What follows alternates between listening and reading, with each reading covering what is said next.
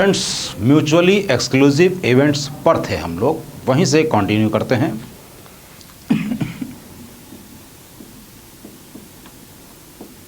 Mutually exclusive events.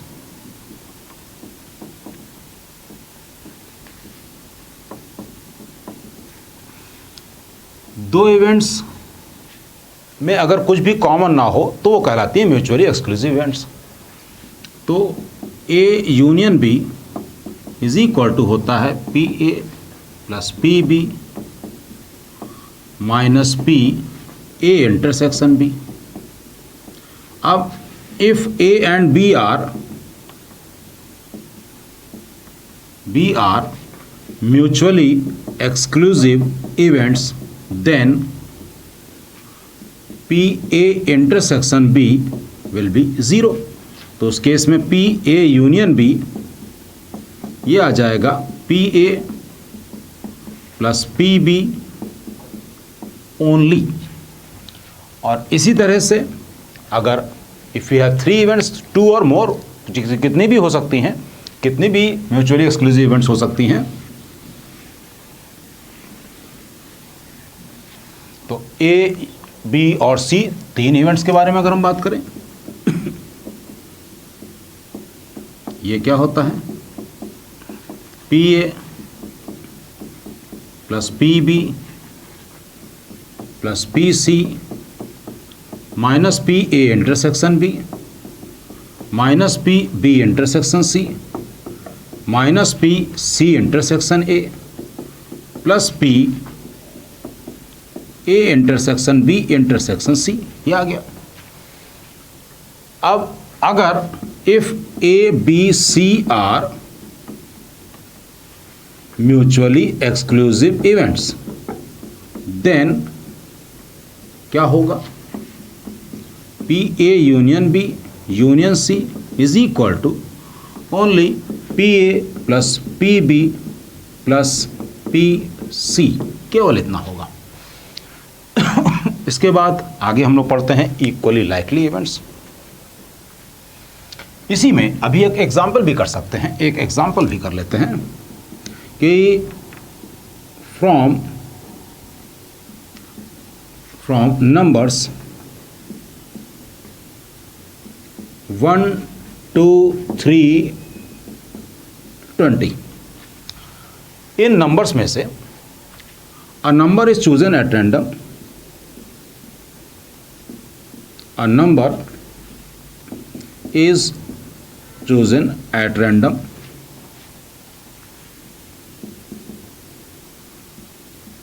अब इस एक एग्जाम्पल से आपको बिल्कुल क्लियर हो जाएगा कि कब म्यूचुअली एक्सक्लूसिव है, कब म्यूचुअली एक्सक्लूसिव नहीं है। एक a number is chosen at random, find probability that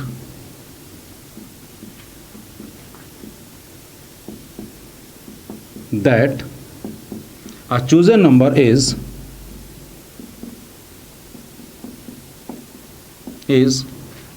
a multiple of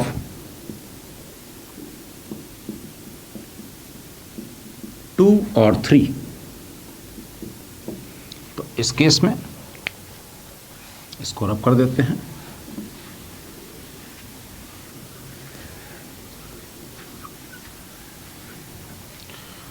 यहाँ पे हम 2 क्वेश्चन बनाएंगे, अ मल्टीपल ऑफ 2 एंड और 3, और दूसरा केस अ मल्टीपल ऑफ 3 और 7।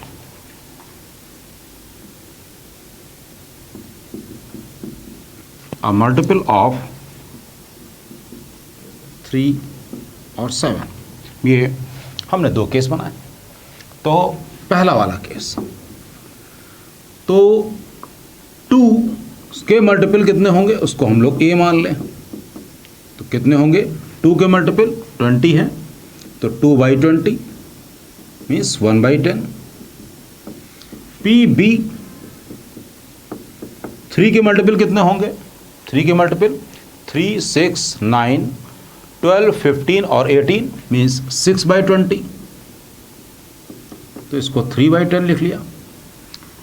फिर 2 के मल्टीपल 10 होंगे, 10/20, आई रोट रॉन्ग, 10/20 मीन्स 1/2। फिर इसके बाद 2 और 3 कह रहा है, तो इसका मतलब 6 के भी मल्टीपल हम देखेंगे, 6 के मल्टीपल यानी जो इसमें कॉमन है। तो 6 के मल्टीपल कितने हैं? 3, 6, 12 और 18, 3/20।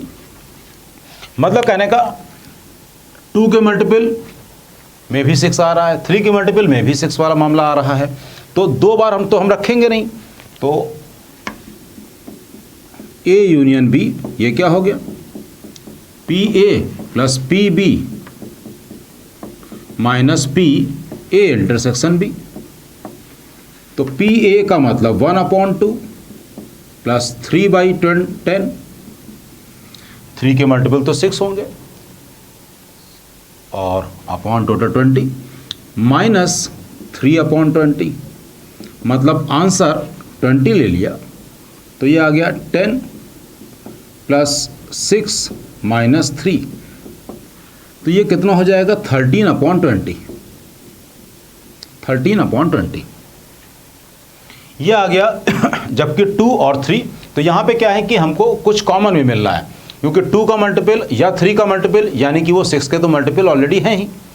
अब सेकंड पार्ट ये हो गया A। अब सेकंड पार्ट,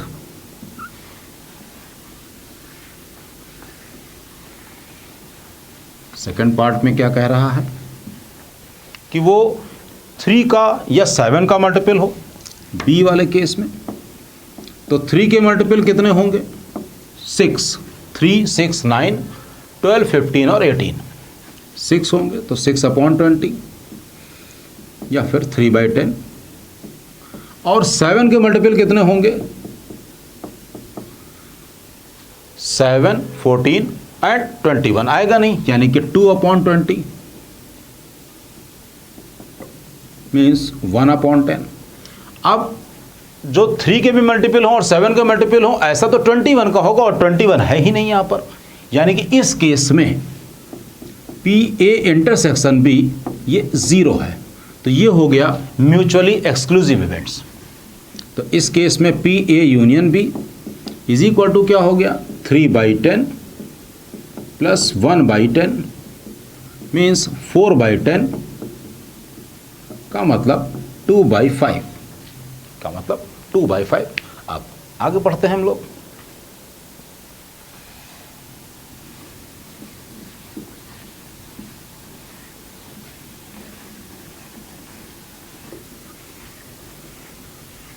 नेक्स्ट है equally likely events.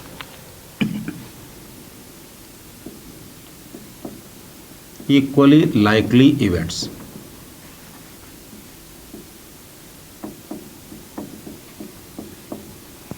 two or more events are said to be equally likely. 2 or more events are said to be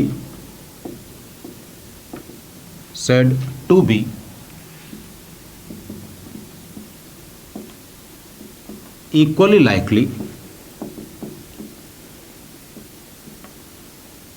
events if their chances of occurrence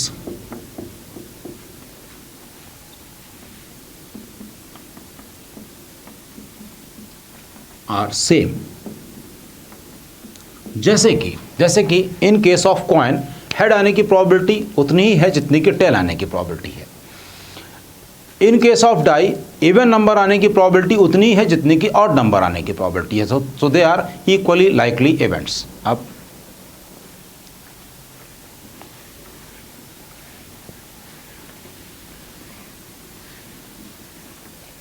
exhaustive events,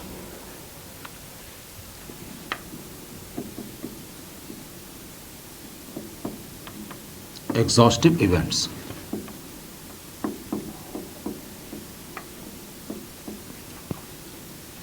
an event, कोई भी event जिसमें बहुत सारे events हों is said to be exhaustive events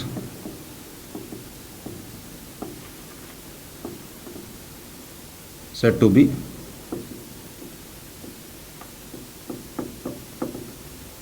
exhaustive event if all possibilities are considered। मतलब क्या हुआ? पहली बात तो ये कि इसमें ए यूनियन बी जो होगा वो 1 आएगा। मतलब क्या हुआ एग्जॉस्टिव इवेंट का कि जनरली क्या होता है कि जैसे किसी रेस के मैदान में कोई 3 घोड़े दौड़ रहे हैं, तो कोई घोड़ा जो फर्स्ट है ए के आने की प्रोबेबिलिटी दे रखा है, बी के आने की प्रोबेबिलिटी दे रखा है, सी के आने की कुछ प्रोबेबिलिटी दे रखा है, उसके बाद फिर कुछ क्वेश्चन बन रहा है। अब इतना कर दिया कि अब उसके बाद कहा गया कि बताइए कि ए के जीतने की प्रोबेबिलिटी बताइए या बी के या कुछ भी 2 लोगों के जीतने की प्रोबेबिलिटी, कुछ भी ऐसा कर दिया गया। वहाँ पे पता चला किसी ने ये सोचा कि एक घोड़ा तो हमारे पास भी है, क्यों ना हम इसको दौड़ा दें और तब देखें कि ए के जीतने की क्या प्रोबेबिलिटी है। तो ऐसे केसेस में जब आप कुछ और भी सोचने लगते हैं कि इनके अलावा कोई और पॉसिबिलिटी तो नहीं है, तो वहाँ पे लिख दिया जाता है कि नहीं, आपको कुछ और नहीं सोचना है, इस क्वेश्चन में जितना लिखा है दैट इज कंप्लीटेड, ये पूरा कंप्लीट है। तो इसलिए ऐसे क्वेश्चन में लिख देते हैं कि these A B C are exhaustive events, कि अब आप कुछ डी ई एफ के बारे में कुछ और ना सोचें। इस पे बेस्ट क्वेश्चन भी आ चुका है कि समथिंग, कुछ इस टाइप का क्वेश्चन था कि 1 + x/3 1 - 2x/4, कुछ इस टाइप की 3 इवेंट्स दे रखी थी, दे आर एग्जॉस्टिव इवेंट्स। इसका मतलब उनका सम मिलाकर 1 आना है, और बाकी जो और भी तरीके से निकाल सकते हैं। तो एग्जॉस्टिव इवेंट्स का मतलब कि अब आप कुछ और ना सोचें, या यूँ कह लीजिए कि क्वेश्चन को कंप्लीट करने के लिए, क्वेश्चन को सही करने के लिए हम लोग कि उसमें कहीं पे कुछ गलती ना हो जाए, इसलिए एग्जॉस्टिव वर्ड यूज़ कर लेते हैं कि सारी पॉसिबिलिटीज़ हमने कंसीडर कर ली हैं।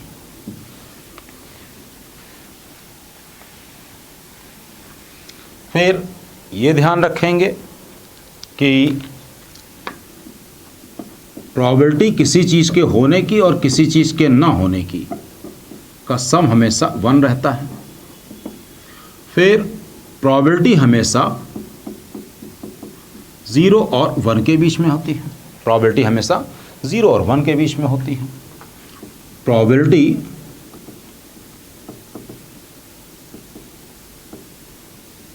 के बारे में अब लिख लें कि प्रोबेबिलिटी को फॉर्मुलाइज कैसे करें। Probability of an event is equal to number of elements in event upon number of elements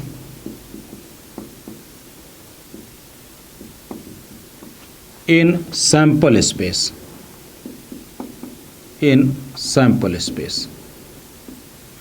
तो probability is equal to NE upon NS।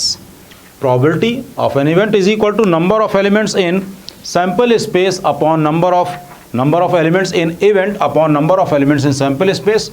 तो number of elements in event, जैसे कि अगर हम कहा जाए कि 2 या 4 आने की probability in case of die find probability of getting odd numbers.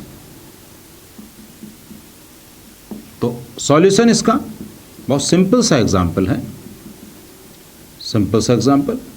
Number of elements in event, odd number यानी कि 3, टोटल नंबर 6 मीन्स 1/2।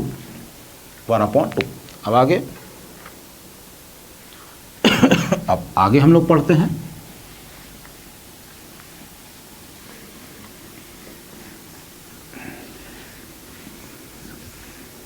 आगे है odds in favor and odds against।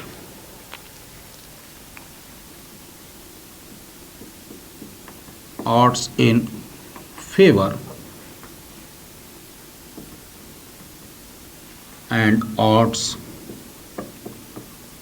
against। Odds in favour और odds against ये कुछ और नहीं है, बस प्रोबेबिलिटी को लिखने का एक दूसरा तरीका है। ये odds in favour and odds against ये बस प्रोबेबिलिटी को लिखने का दूसरा तरीका है और कुछ नहीं है। Let A is equal to favourable cases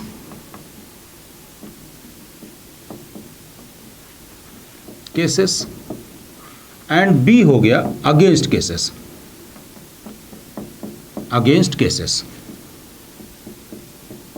तो ए अपॉन बी को बोलते हैं odds in favour, A upon B कहलाता है ऑड्स इन फेवर और बी अपॉन ए कहलाता है odds against. A upon B कहलाता है ऑड्स इन फेवर और बी अपॉन ए कहलाता है ऑड्स अगेंस्ट। अब यहां से probability favourable cases upon total cases, probability किसी चीज के ना होने की, against cases upon total cases. P E plus P E bar is equal to A upon A plus B upon A plus B. तो ये आ गया 1 पीई, जैसा कि आई डिस्कस अर्लियर, एक बार हम इससे पहले कर चुके हैं। अब इसके बाद हम लोग कुछ प्लेइंग कार्ड्स के बारे में भी पता कर लें। उसके बारे में भी पता होना चाहिए आपको कि रेड कार्ड्स, ब्लैक कार्ड्स ये क्या होते हैं, कौन से फेस कार्ड्स होते हैं, कौन से ऑनर कार्ड्स होते हैं, सब भी पता होना चाहिए। प्लेइंग कार्ड्स,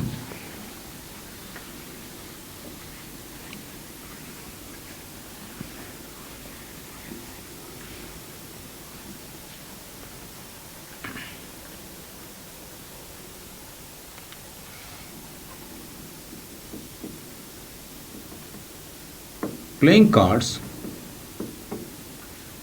टोटल 52 कार्ड्स होते हैं। टोटल 52 कार्ड्स होते हैं।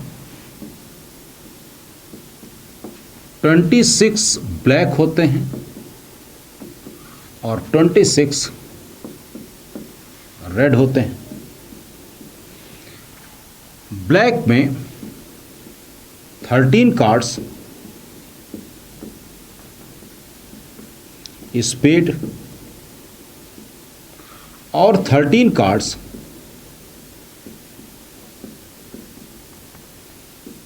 क्लब के होते हैं। रेड भी 26 होते हैं। रेड में 13 कार्ड्स डायमंड के होंगे,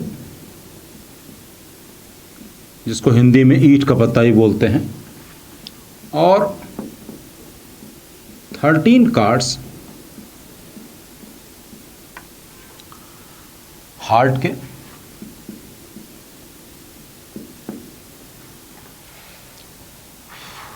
फिर इसके बाद 4 किंग्स होंगे, 4 क्वीन होंगी, 4 जैक होंगे। इनको हम लोग बोलते हैं फेस कार्ड्स। ये कहलाते हैं फेस कार्ड्स। फिर 4 एसेस होंगे, 4 किंग हो गए, 4 क्वींस और 4 जैक। मतलब ये इक्का होता है, ये बादशाह, बेगम, गुलाम, इसको बोलते हैं हम लोग। इनको बोलते हैं ऑनर कार्ड्स। इनको बोलते हैं ऑनर कार्ड्स। तो ये भी हमको पता होना चाहिए कि टोटल 12 फेस कार्ड्स होते हैं और 16 ऑनर कार्ड्स होते हैं। अब इसमें आगे फिर डिस्कस करते हैं, कुछ इसमें प्रॉब्लम बनाते हैं, कुछ करते हैं इसमें।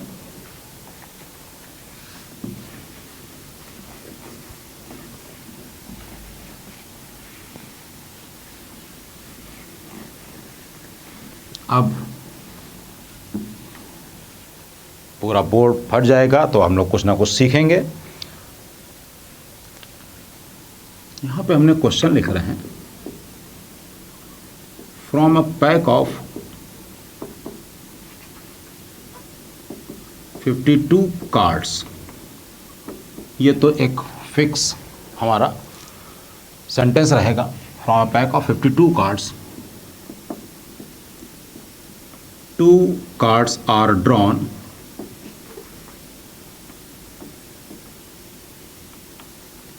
at random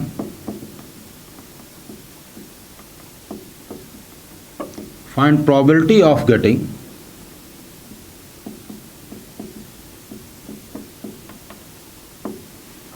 2 kings, 2 किंग के होने की प्रोबेबिलिटी क्या होगी? टोटल किंग होते हैं 4, तो प्रोबेबिलिटी हो गई 4c2 upon total C2, 4c2 upon total C2। अब इसके बाद 3 cards are drawn, cards are drawn. अब कह रहा है find probability of getting 1 jack and 2 assess,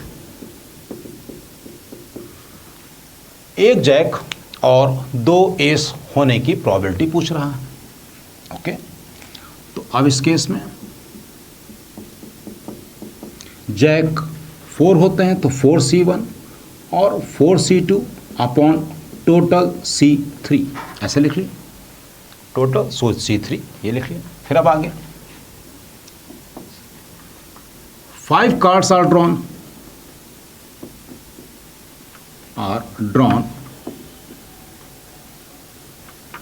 find probability of getting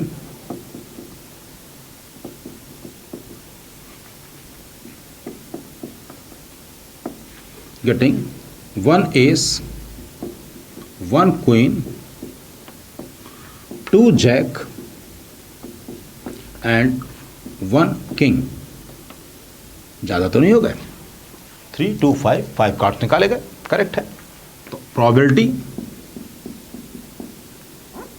probability हो गई 1 एस है, 1 क्वीन है, 2 जैक हैं, 1 किंग है अपॉन टोटल C5।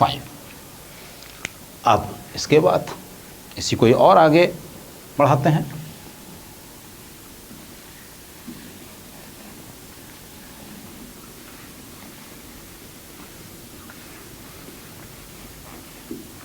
आगे इसी में D part,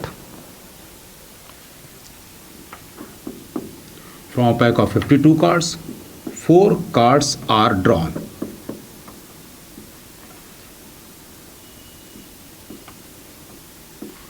find probability of getting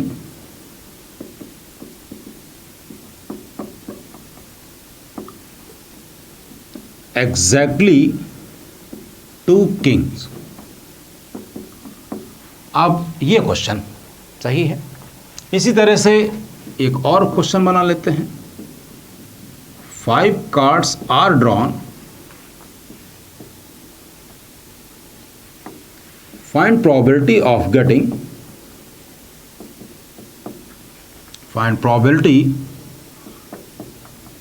getting exactly 2 jack and 1 ace. एक और लास्ट क्वेश्चन इसी में ही इस टाइप का। 7 कार्ड्स आर ड्रॉन,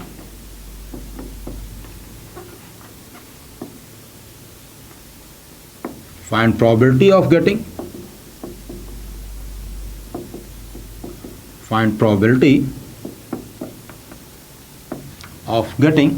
7 कार्ड्स निकाले गए हैं। तो अब इसमें find probability of getting 1 ace, 1 king,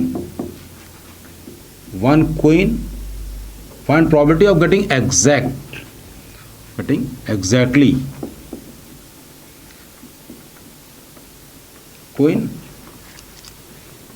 and 2 jack. ये क्वेश्चन है। तो अब यहां पर कुछ हिडन होता है, ये बात ध्यान रखिएगा।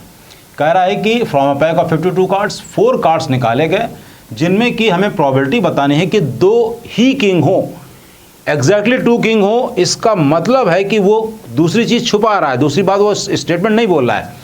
2 किंग हो इसका मतलब बाकी के जो 2 कार्ड्स हों वो किंग ना हो, इसकी भी प्रोबेबिलिटी आपको बतानी है।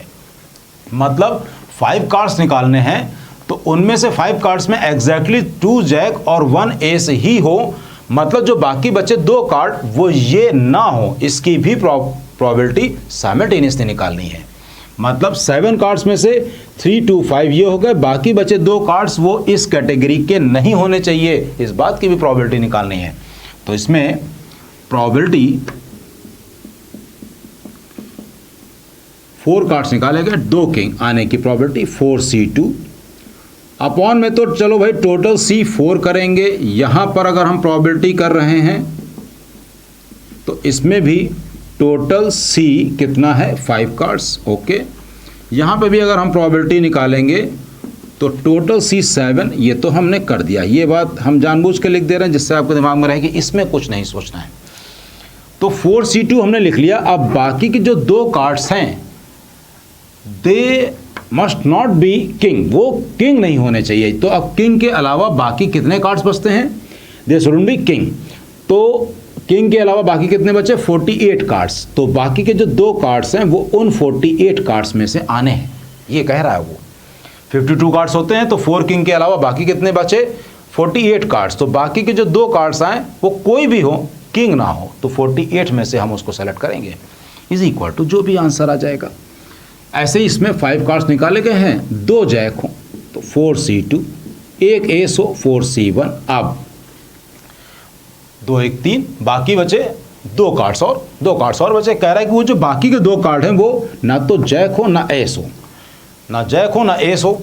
तो जैक 4 एस 4, ये 8 कार्ड्स हटा दें, बाकी कितने बचे 44 कार्ड्स। तो बाकी के जो 2 कार्ड्स बचे वो आउट ऑफ 44 कार्ड्स होने चाहिए, तो 44C2 इज इक्वल टू, फिर आगे इसमें 4C1 4C1 फिर 4C1 और फिर 4C2 तो ये हो गया 3 2 5, बाकी 7 कार्ड्स निकाले गए, यानी कि 2 कार्ड्स आर लेफ्ट। तो वो जो 2 कार्ड्स हैं वो इन 4 कैटेगरी में ना हो, ये 4 कैटेगरी का मतलब ये 16 कार्ड्स में से ना हो। तो बाकी के कितने कार्ड्स बचे 36 में से, 36 में से वो बाकी के कार्ड्स होने चाहिए। तो यही चीज़ हमें बतानी थी आपको, ये मेन चीज़, ये चीज़ आपने को हमें सिखानी थी। अब आगे फिर और कुछ पढ़ते हैं।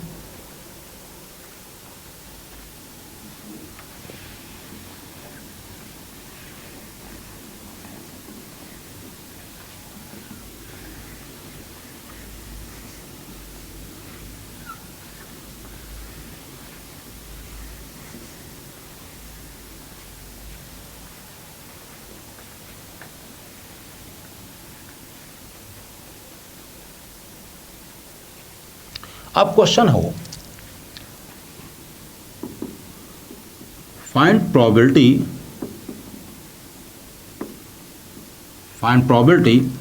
दैट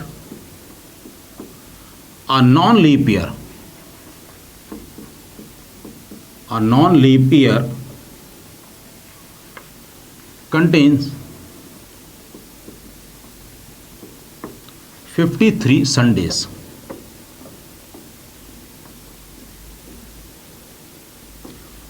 एक नॉन लीप ईयर के 53 संडे होने की क्या प्रोबेबिलिटी है ये बताना है। तो नॉन लीप ईयर का मतलब हो गया 365 डेज। 365 को 52 इंटू 7 अगर हम करेंगे तो ये 364 आता है, यानी एक दिन और बचा, एक दिन और बचा। अब वो एक दिन जो बचा है वो संडे हो सकता है, मंडे हो सकता है, ट्यूसडे हो सकता है, वेंसडे हो सकता है, थर्सडे हो सकता है, फ्राइडे हो सकता है और सैटरडे हो सकता है। कह रहा है कि find probability that a non leap year contains 53 Sunday. तो फेवरेबल केस तो हमारा एक ही है, तो प्रोबेबिलिटी हो गई 1/7, 1/7। अब इसका नेक्स्ट क्वेश्चन, फाइंड प्रोबेबिलिटी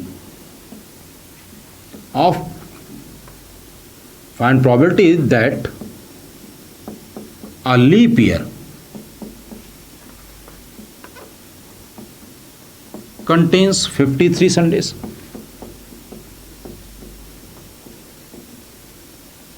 अब इसकी प्रोबेबिलिटी निकालनी है, तो 365 डेज, 366 डेज, 52 × 7 + 2, 2 दिन अब हमारे पास बचे। 2 दिन ऐसा तो होगा नहीं कि एक मंडे हो दूसरा फ्राइडे हो, कि एक वेंसडे हो दूसरा संडे हो, जो भी होगा कॉन्जिक्यूटिव होंगे। तो फेवरेबल केसेस मतलब total cases Sunday Monday, Monday Tuesday, Tuesday Wednesday, Wednesday Thursday, Thursday Friday, Friday Saturday, Saturday और संडे। तो फेवरेबल केसेस हमारे पास कौन कौन से आए? संडे मंडे और सैटरडे संडे। ये 2 दिन हमारे पास संडे आ रहा है, तो प्रोबेबिलिटी 2/7 ये आ गया। अब इसका थर्ड क्वेश्चन, इंटरेस्टिंग क्वेश्चन तो वही है, find probability that an year selected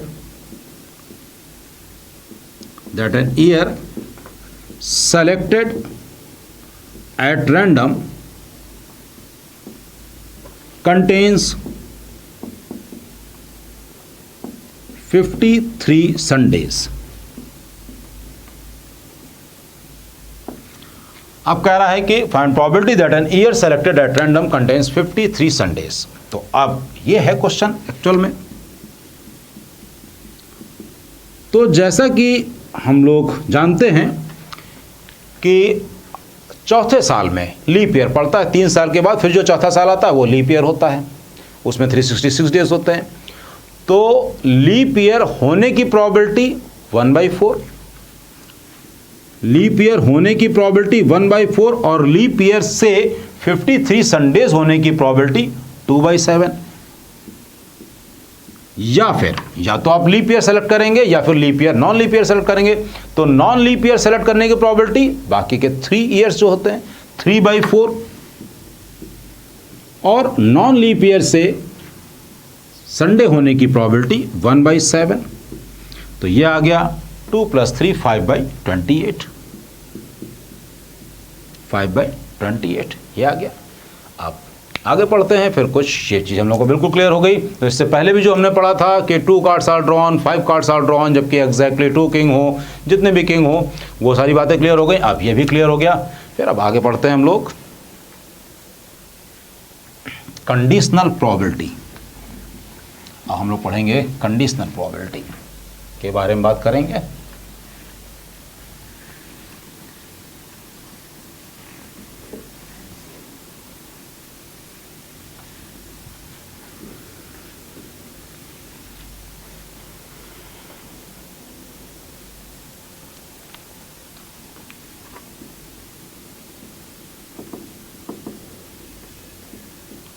conditional probability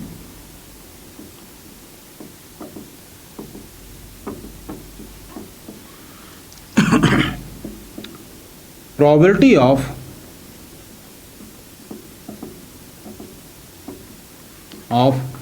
of occurrence of A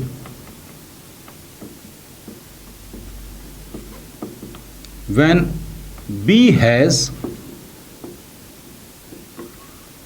already occurred, B has already occurred is equal to, हम लोग बोलते हैं P A/B। probability of occurrence of A when B has already occurred, when B has already occurred, तो इसको हम लोग बोलते हैं P A/B। P A/B doesn't means कि हम किसी probability को किसी probability से डिवाइड कर रहे हैं, ये बात ध्यान रखिएगा। तो इस केस में P A/B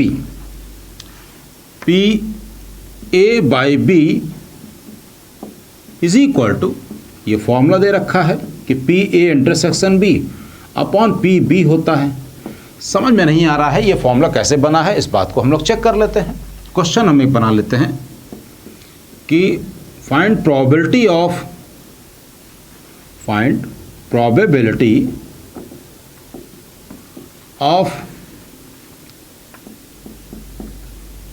getting 2 in case of a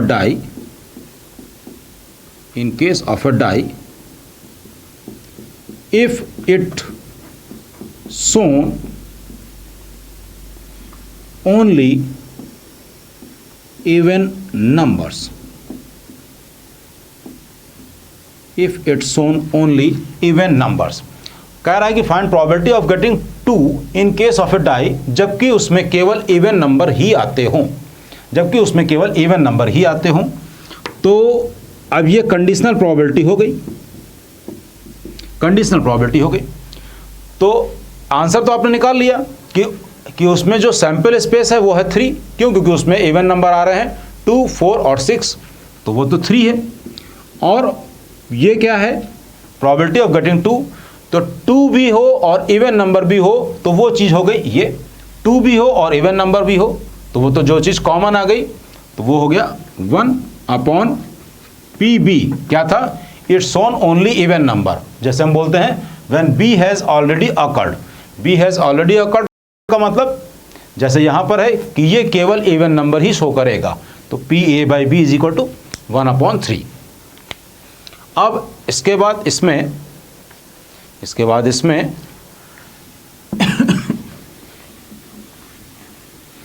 इसके कुछ फॉर्मूले बना लेते हैं, फिर आगे हम लोग और चीज़ें पढ़ेंगे। कि अगर जैसे लिखा है PA/B, हमने लिखा PA इंटरसेक्शन B/PB, तो वैसे ही PB/A अगर है तो वो हो जाएगा PB इंटरसेक्शन A/PA, PA/B, ये आ गया PA इंटरसेक्शन B या PA/B is equal to PA intersection B/PB या PA/B is equal to PA intersection B/PB। ये आ गया। अब यहां पर हमने अभी क्या लिखा, इसको हम फिर से लिख रहे हैं, independent event.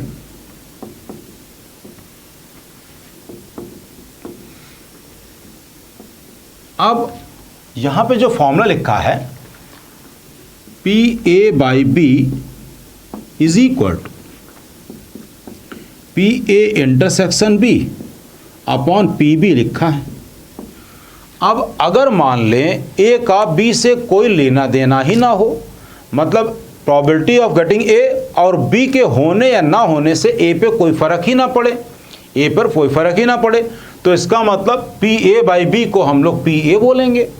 If A and B are independent events, B are independent events, तो उस केस में क्या होगा? PA/B ये PA ही कहलाएगा। तो यहां पर क्या हो जाएगा? PA into PB is equal to PA intersection B। तो ये ध्यान रखेंगे, अगर A और B इंडिपेंडेंट इवेंट हैं तो PA इंटरसेक्शन B बराबर PA इंटू PB हो जाएगा।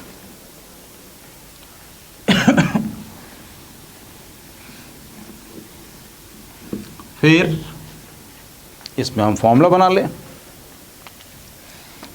बना लें कि PA union B is equal to PA plus PB minus PA intersection B।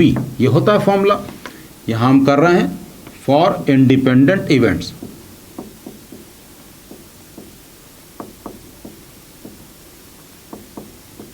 इस केस में क्या होगा, P A union B is equal to P A plus P B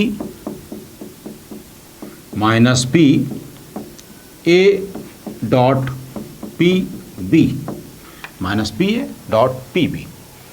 ऐसे ही हम लोग 3 अगर इंडिपेंडेंट इवेंट्स होंगी तो उसके लिए बना लेंगे। अब आगे पढ़ते हैं हम लोग। ये जो हम लोग पढ़ रहे हैं, ये वेन डायग्राम वाली चीज़, इसको हम प्रोबेबिलिटी चार्ट बना लेते हैं। एक प्रोबेबिलिटी चार्ट बना लेंगे, उसका यूज़ कैसे होता है, उसका यूज़ की इंपॉर्टेंस क्या है, उसके लिए एक जेई का क्वेश्चन करके वो आपको बताएंगे हम। प्रोबेबिलिटी चार्ट बना लिया जाए।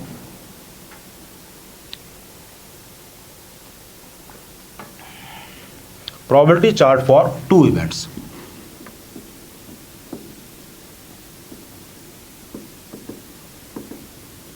प्रोबेबिलिटी चार्ट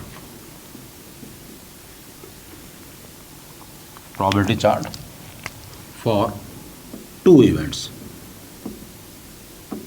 2 इवेंट्स के लिए अगर हमको बनाना है,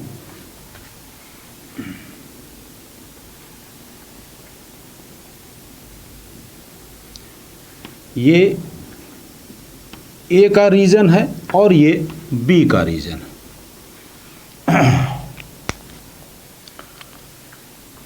ये वाला जो रीजन है, टोटल 4 रीजन हुए, 1 2 3 4। इसमें ए है, बी नहीं है। ए है और बी तो इस तरफ है। ये जो ए वाला पोर्शन है, इसमें ए इधर है, बी इधर है, और इधर ना तो ए है ना बी है। ये जो केस आया, ये है ए भी है बी भी है। यहाँ पर ये ए इंटरसेक्शन बी हो गया। ये जो है इसमें ए नहीं है बी है, और ये केस जो आया इसमें ना ए है ना बी है, ना ए है ना बी है। इन सबको अब ऐड कर देते हैं, इन सबको ऐड कर दें। A B plus A B bar plus A bar B bar plus A bar B. इसमें से और इसमें से ए कॉमन ले लिया तो आ गया बी प्लस बी बार। इन दोनों में से ए बार कॉमन ले लिया तो ये आ गया फिर से B bar plus B. B और बी बार मिलाकर यूनिवर्सल सेट हो गया, यानी कि 1 लिख दें। ए प्लस बचा ए बार यानी कि 1। इसका मतलब 1, इसका मतलब ये जितने भी नोटेशन लिखे हैं इट इज करेक्ट। तो इसका सम हमेशा 1 आएगा। फिर आगे आप 3 इवेंट्स के लिए करें।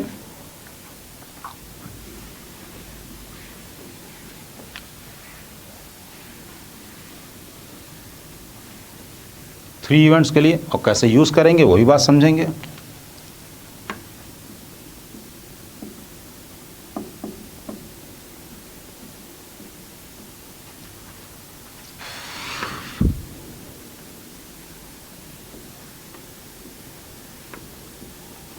थ्री इवेंट्स, ये ए के लिए, ए का एरिया, ए का रीजन ये है। फिर ये बनाया बी के लिए, और एक और बनाया ये सी के लिए। टोटल 3 इवेंट्स हैं तो यहाँ पर टोटल 8 स्पेस होंगे। 1 2 3 4 5 6 7 और 8। इन सब में हमने पहले ए बी सी लिख लिया, ए बी सी, फिर ए बी सी, फिर ए बी सी सब जगह हमने लिख लिया। यहाँ पे भी ए बी सी लिख लिया। अब इनके ऊपर बार कब बनाना है कब नहीं बनाना है ये देखा जाए। यहाँ पे इस वाले पे बात करें तो बी तो नहीं है, सी भी नहीं है, केवल ए है, बी बार सी बार। यहाँ पे बी का तो रीजन, सी का रीजन इधर है और बी का रीजन इसके इस तरफ है, तो यहाँ पर ना तो बी है ना ही सी है। इसमें ए है, सी भी है, बी नहीं है। इस केस में ए बी सी तीनों है, ये कॉमन हो गया। यहाँ पर सी ऊपर चला गया, सी नहीं है, बी है और ए भी है। इस केस में ए नहीं है, ए तो यहीं तक आ गया, फिर बी भी है, सी भी है। इस केस में ए नहीं है, बी है, सी नहीं है, यह आ गया। फिर यहाँ इस रीजन में ए नहीं है क्योंकि ए इधर आ गया, बी भी तो नहीं है, बी इधर आ गया, सी है लेकिन। ये तो सबसे अलग पड़ा हुआ है, ना ए है, ना बी है, ना सी है। चले अब सबको कर दे ऐड, अब ऐड कर दें सबको, ए बी सी, फिर A B C,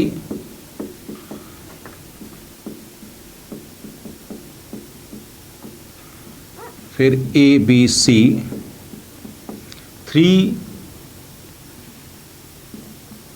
A B सी और ए बी सी, टोटल 8 बार लिख लिया हमने, 3 4 5 6 7 और 8। अब बारी बारी से बी पे बार, ए पे बार, सी पे बार, बी पे बार, ए पे बार, सी पे बार।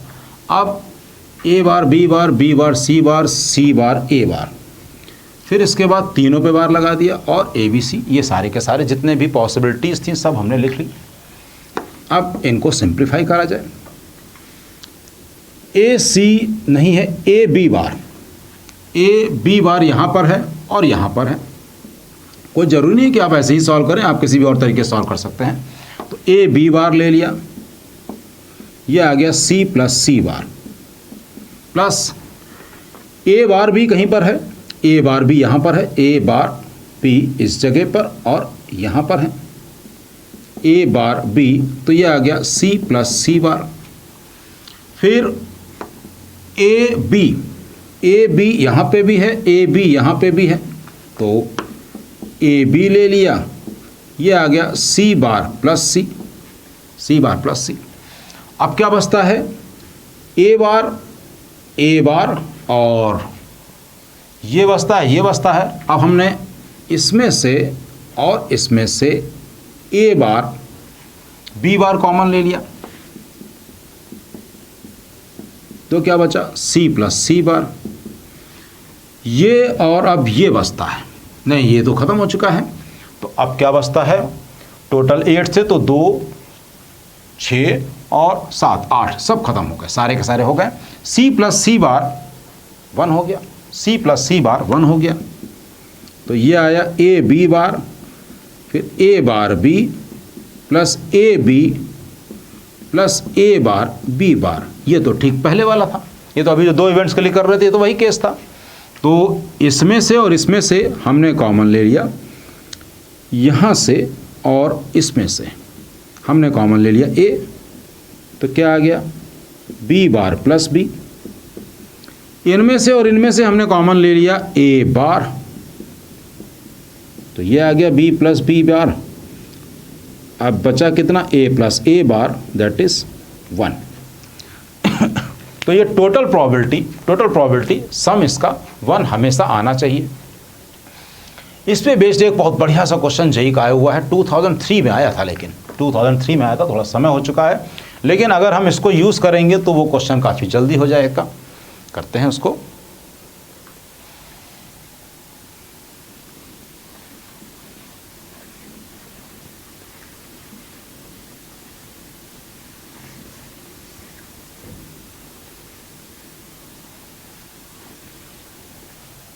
क्वेश्चन क्या है, क्वेश्चन देखा जाए, कह रहा है if P A is equal to 3/4, P A intersection B intersection C bar is equal to 1/3, फिर P A bar intersection B intersection C bar is equal to 1/3। तो पी बी इंटरसेक्शन सी ये निकालना है। Options भी हैं, options घरे लिख लेते हैं। 1/12, 1/6 और 1/15, फिर आता है 1/9, ये है। तो क्वेश्चन को देख लेते हैं। पी ए नहीं है, पी बी है, पी बी दे रखा है 3/4। फिर A B C bar 1/3, A bar B C बार भी 1/3 है, तो पी बी इंटरसेक्शन सी ये निकालना है। ओके, तो इसको देखते हैं कैसे किया जाएगा। पी बी इंटरसेक्शन सी, तो पहली बात तो ये कि सी और बी का इंटरसेक्शन क्या होगा, A B C plus A bar B C. P B intersection C is equal to कितना होगा, ये पोर्शन हुआ, ये पोर्शन है, यानी कि A B C plus A bar B C is equal to A B C plus A bar B C, ये हो गया बी सी का इंटरसेक्शन। अब बी दे रखा है बी दे रखा है, तो बी कितना हुआ, अगर हम लोग केवल बी वाला रीजन देखें तो बी वाला रीजन इन 4 का कॉम्बिनेशन है।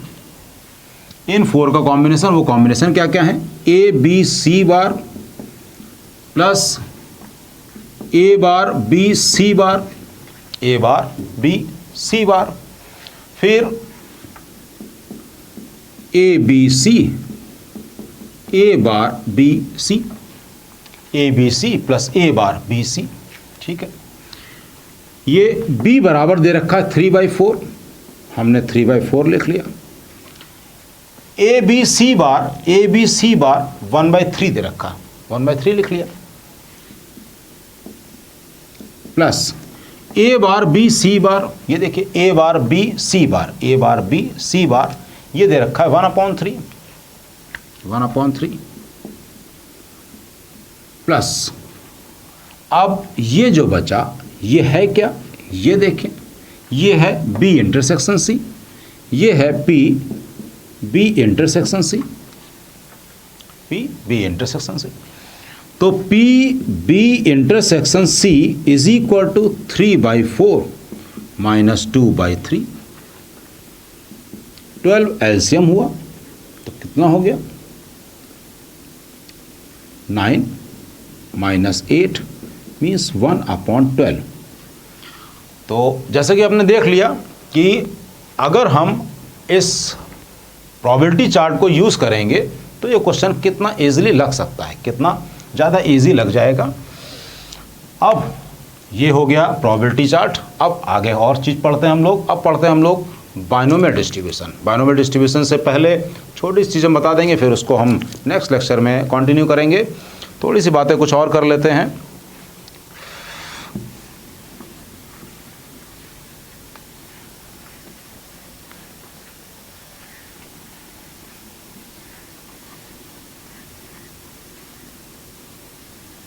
तो इस लेक्चर में अभी हम काम करते हैं कि बाइनोमियल डिस्ट्रीब्यूशन की भूमिका बनाते हैं। मान लीजिए एक क्वेश्चन हो, अ coin is tossed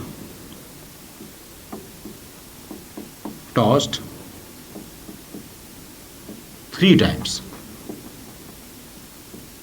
3 times. Find probability of getting